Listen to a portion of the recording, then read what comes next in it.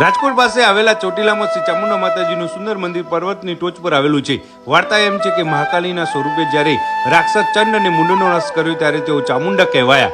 ચોટીલાના ડુંગર પર ભક્તના સ્વપ્નમાં માયા આવીને તેણે ચોક્કસ જગ્યાએ ખોદવાનું કહ્યું અને માતાજીની મૂર્તિ એમાંથી નીકળી ત્યારે અહીં મંદિરનું નિર્માણ થયું। આજે યાત્રીઓ માટે ખૂબ જ સરસ પગથિયા, ધર્મશાળા, ભોજનશાળા અને પાર્કિંગની અહીં સુંદર વ્યવસ્થા કરેલી તમે જોઈ શકો છો।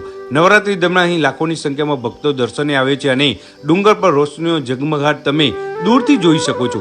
ડુંગર પર બિરાજમાન ચામુંડામાની જોડિયા મૂર્તિ વિશે કહેવાય છે કે એમના પરમ ભક્ત કાળિયાર ભીલને ત્યાં બાળકનો જન્મ થાય છે અને માએ આપેલું વચન એ બીજી મૂર્તિ બનાવવાનું સ્થાપિત કરશે એ વચન ભૂલી જાય છે। પાછળથી એને પસ્તાવો થાય છે અને ખબર પડે છે ત્યારે તે બીજી મૂર્તિ બનાવવાનું કહે છે ત્યારે માં બીજી મૂર્તિ સ્વરૂપે પ્રગટ થયા હતા। તો હવે તમે પણ જ્યારે નવરાત્રી હોય કે એના પછી ચોટીલા બાજુ જાઓ તો શ્રી ચામુંડા માતાના દર્શન કરવાનું ના ભૂલતા હો।